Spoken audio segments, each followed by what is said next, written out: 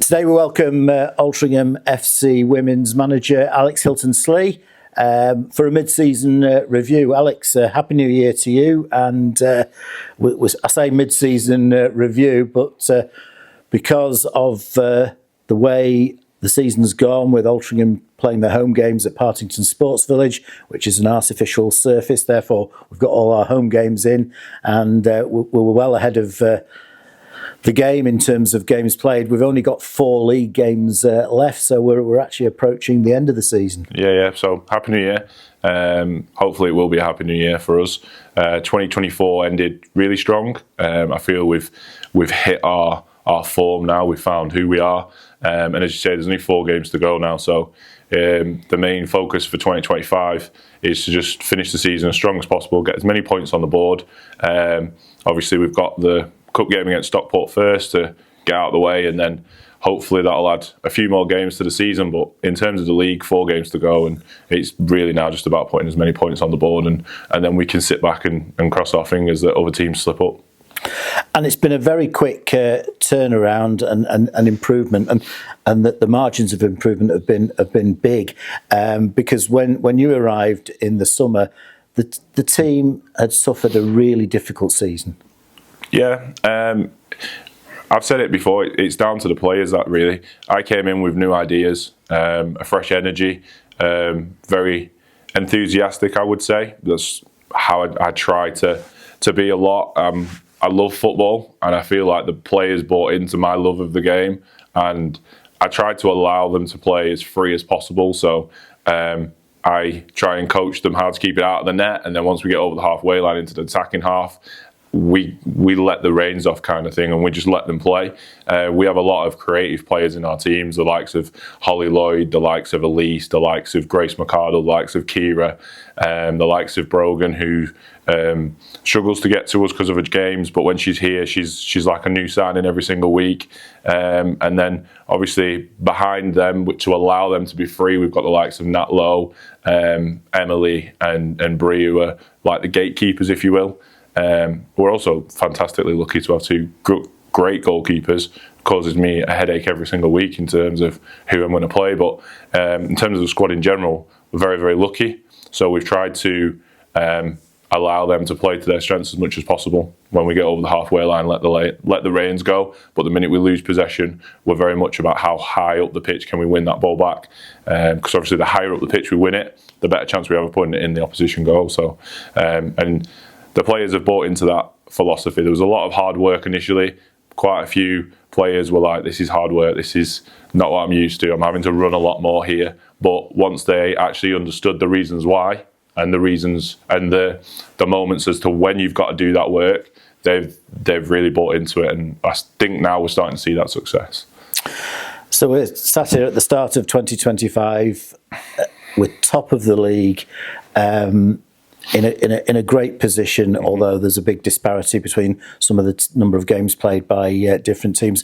But it didn't have the best of starts. The game against Macclesfield in the Women's FA Cup, played at the J Davidson Stadium, and the opening Cheshire Women's and Youth Premier Division fixture against AFC Crewe both ended in defeat. So that must have been a bit of a worrying start.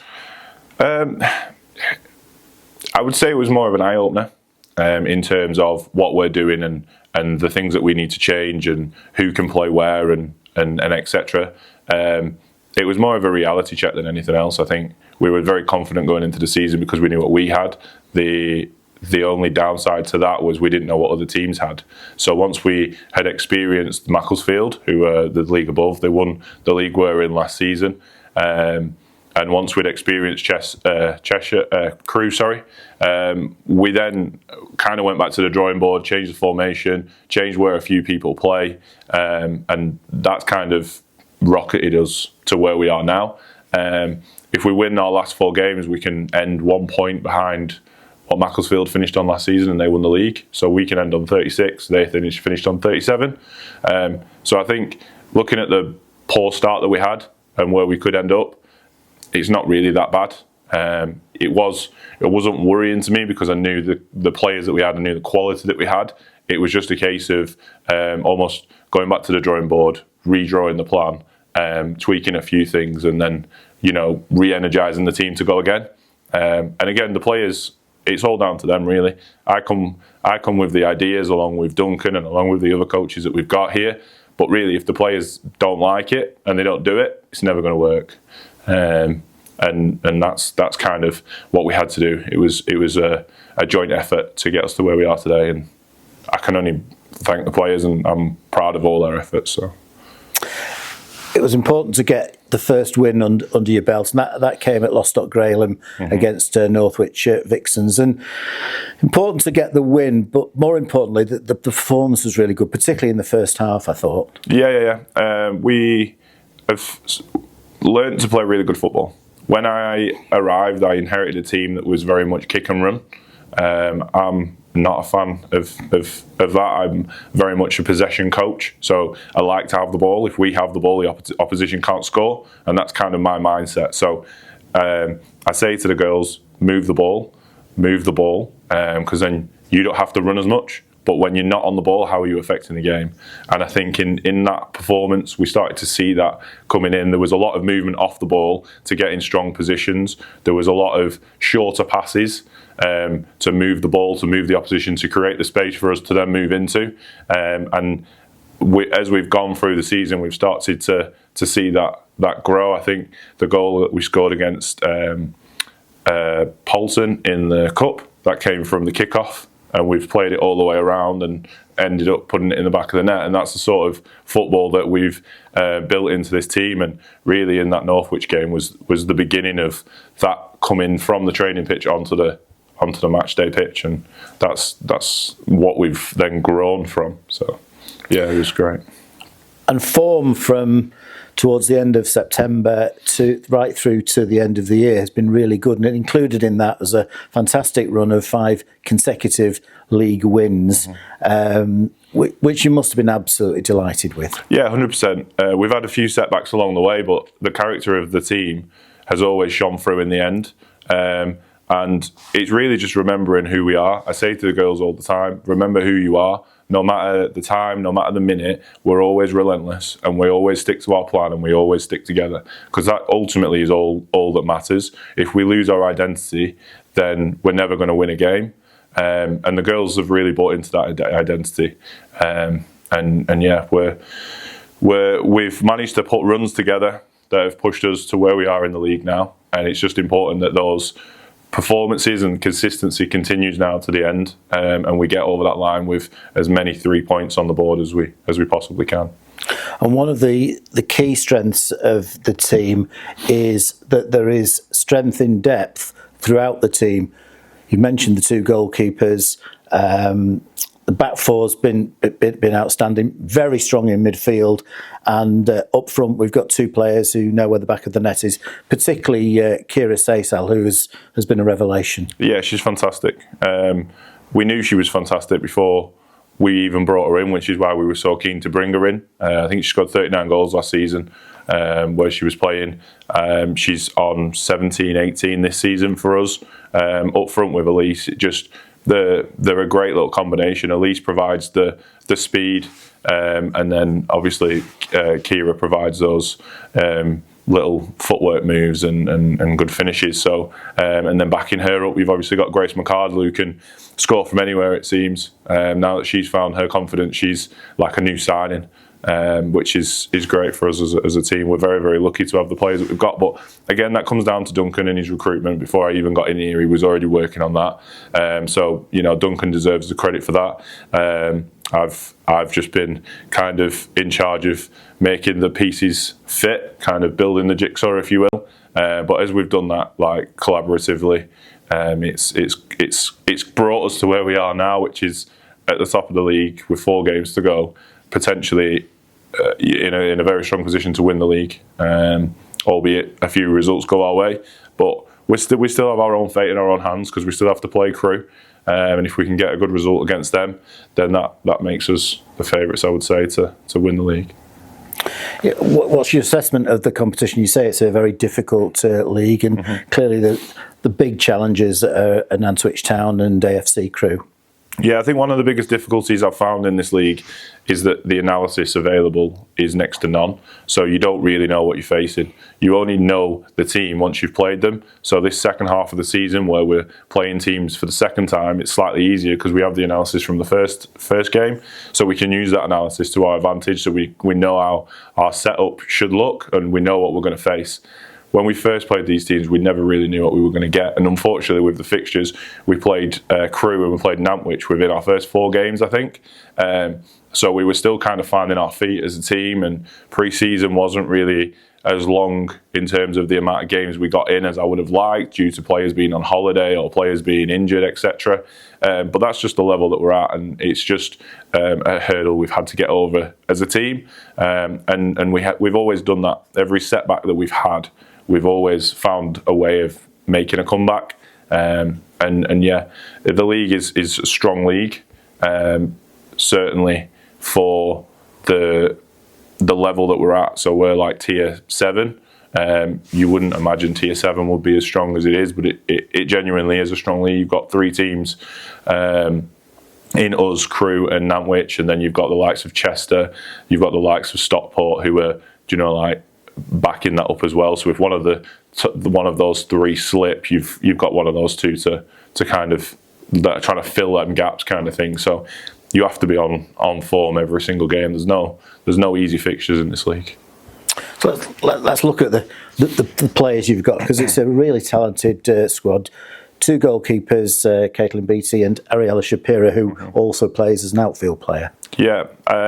So because obviously they're both such good goalkeepers, it's a headache for me who's going to play every week. And as a former goalkeeper myself, as a former goalkeeper coach, I understand that consecutive games is important. So playing one week or playing one the next week, you would never be able to get into the swing of things. You'd never get any consistency, and I understand that's not good for them. Also, not a fan of substituting goalkeepers at half time, because you can't get a feel for the game. You need to be in it for 90 minutes and be able to live every moment of the game and find yourself.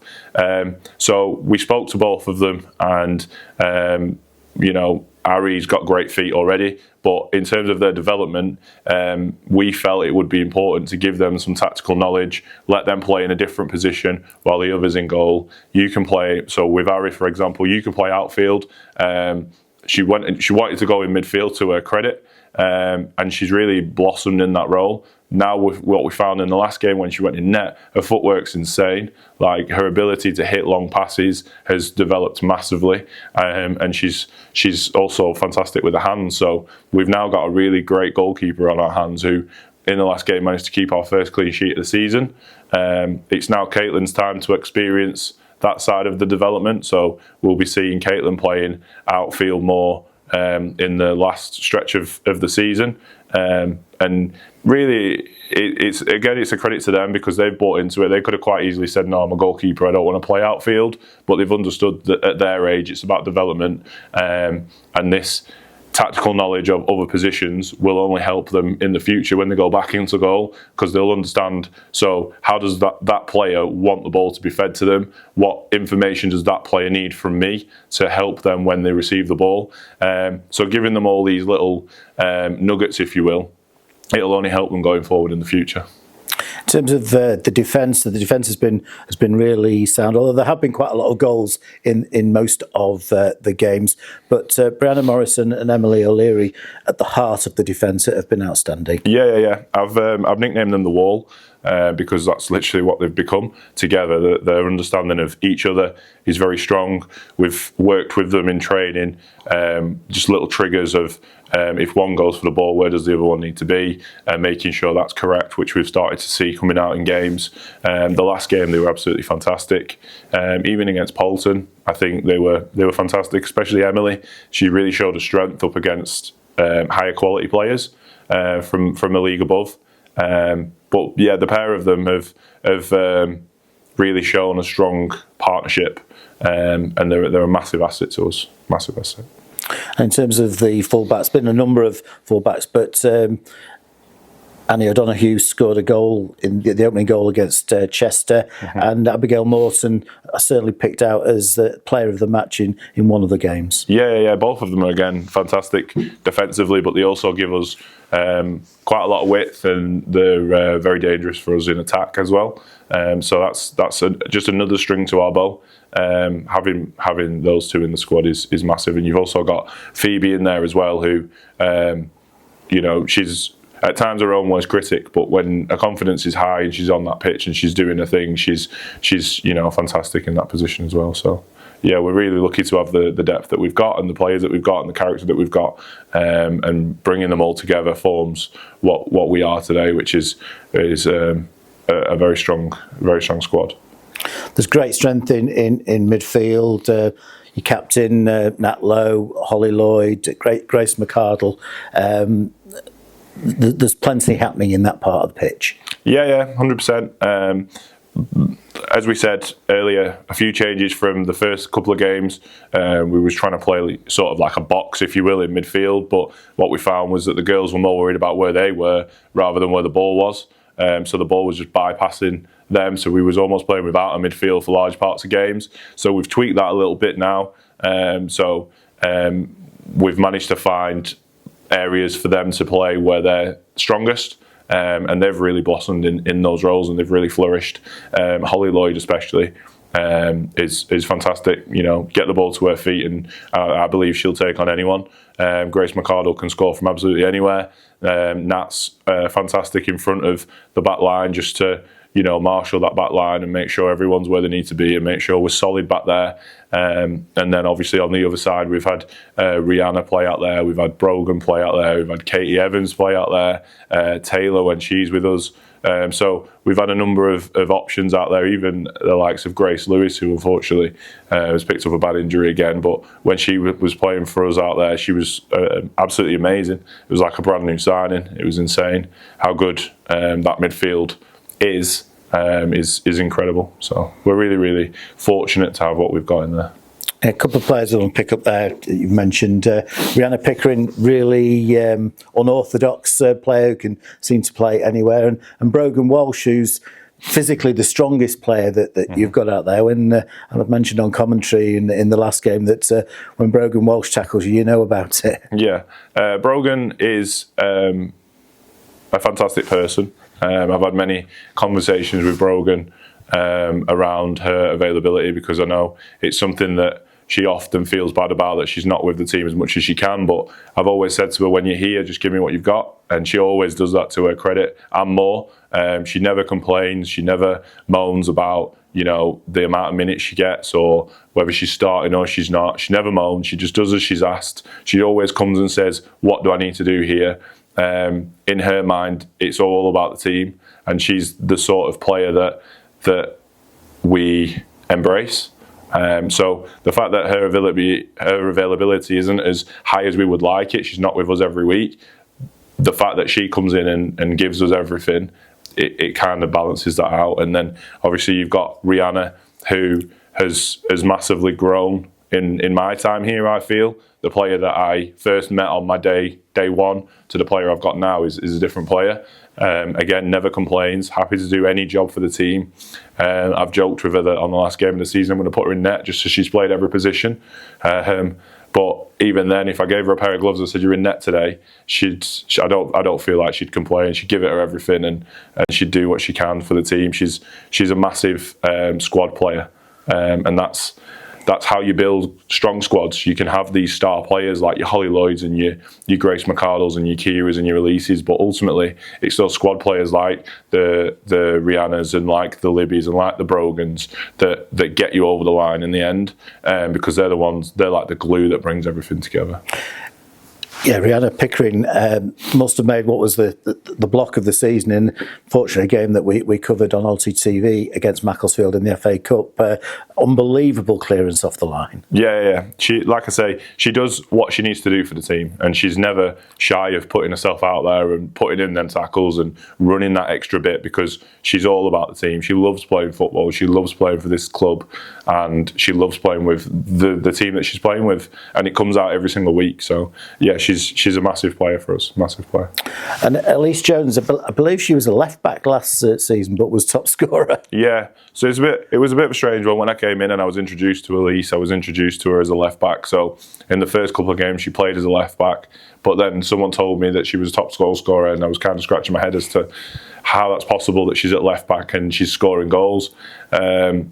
We played her up front in training sessions with Kira and started to see that they were building a rapport that was really working. So one week we kind of just rolled the dice and just said, you know, you're going to be up front this week. I've never seen a kid with a bigger smile as Elise had that day. And since then she's just gone from, you know, step to step, and she's just grown in that role alongside Kira, which is a massive, like, their partnership's incredible on and off the field.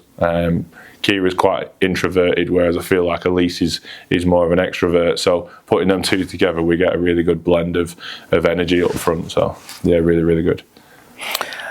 And in terms, we've spoken about the fantastic goal-scoring exploits of Kira Asel, but if we look at the goal that was scored against Macclesfield in the FA Cup, that said a lot about the way that you wanted to play. A fantastic meal, I think, involving 4 players. I think Grace McArdle, Nat Lowe, possibly Holly Lloyd, Katie Robbins, I think, was involved, and then a magnificent finish, a piece of footwork and finish by Kira Asel. Yeah, as I've said before, I think that game maybe came a little bit too early for us. The girls were only just starting to get used to the way that we wanted to play, and we did start to see glimpses of it coming out in the Macclesfield game and also in the Crewe game. And then obviously the Northwich game, we started to see how it was growing a lot more.